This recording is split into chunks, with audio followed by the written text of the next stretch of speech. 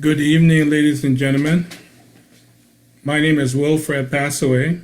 I'm the chairman of ANC Global. I've come this evening to speak to you about a situation that developed in Liberia about a couple hours ago.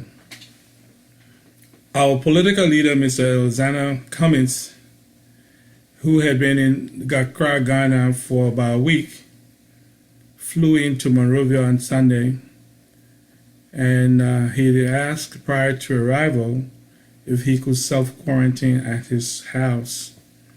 He was assured that that was not going to be a problem, but the nurses, the NHL, the National Health the Directive, went ahead and sent nurses to check his house to make sure that it was appropriate for the purposes.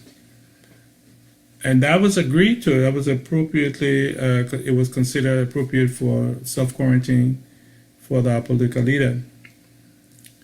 He then drove himself from the airport to his house. And when he got to his house, there was a call that came to someone and said that, no, unfortunately, he was not allowed to stay at his house for the purpose of being self-quarantined.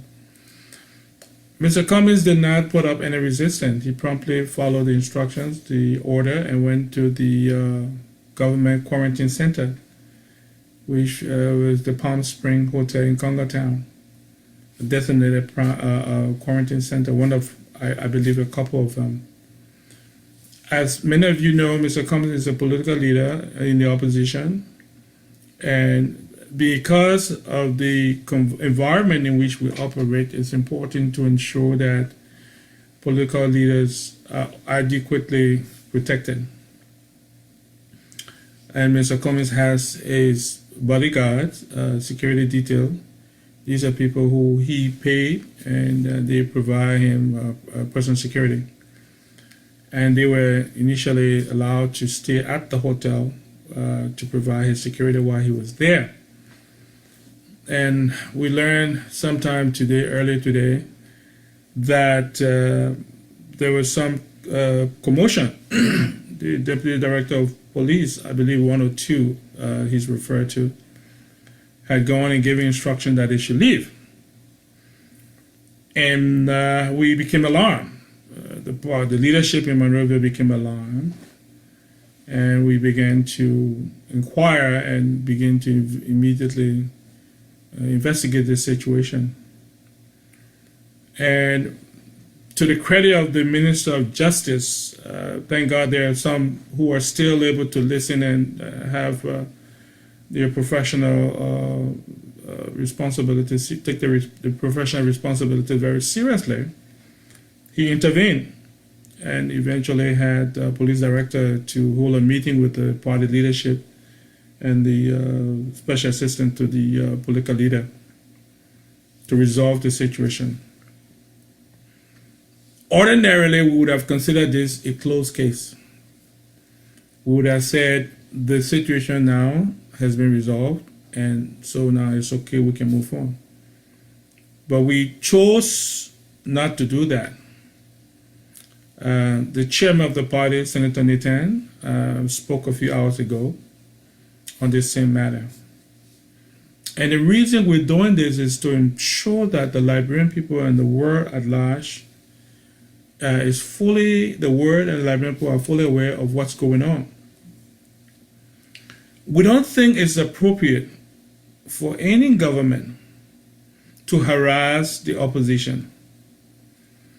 The issue of the coronavirus is not a political situation. It's not a political issue. All over the world, there are many governments that are struggling to bring this situation under control. And we are all very concerned about families and friends in Liberia. That should be the priority. The number one priority is to bring all efforts to bear to bring this situation, to arrest the situation. We don't think the government should have any space or any time to play politics with the situation we are faced with. Our country is facing a grave danger. During the Ebola crisis, the rest of the world did not have to deal with this epidemic. We didn't have to wait too long. Help was on its way from the EU, the United States, what other countries in the region, and the global community came to our aid. But we don't have that luxury this time around. Every country is struggling to deal with this menace. So we are very surprised and disappointed that there are those in the functionaries of government who would choose to use this situation to play politics. We don't think it's the appropriate thing to do. There are concerns. Some comments made about, oh, this is not a place to be. This is a place to teach people lesson. I heard someone say that. Apparently one of the government officials. That was unfortunate. Very unfortunate comment. Whether the context warranted it or not, the people who are put in quarantine, they committed no crime. And they are not put in quarantine for purposes of being punished. The purpose of quarantine, as the people who know this thing better than most of us, the health service providers know, it's not to restrict a person for purposes of pleasure or to just punish them. It's to ensure that there is adequate separation of those people who have had themselves exposed or potentially exposed, to give the community or the authority time to monitor their progress and see that they do not have they're not infected with the virus before they're allowed to mingle with the rest of society. That's great. That's a great thing to do. So we don't, at this point, see this as anything that the government of Liberia should be using to try to score any political point. Mr. Cummings has done nothing wrong. All those people on quarantine have done nothing wrong. They are there because there's a process and a procedure to protect the community and protect themselves.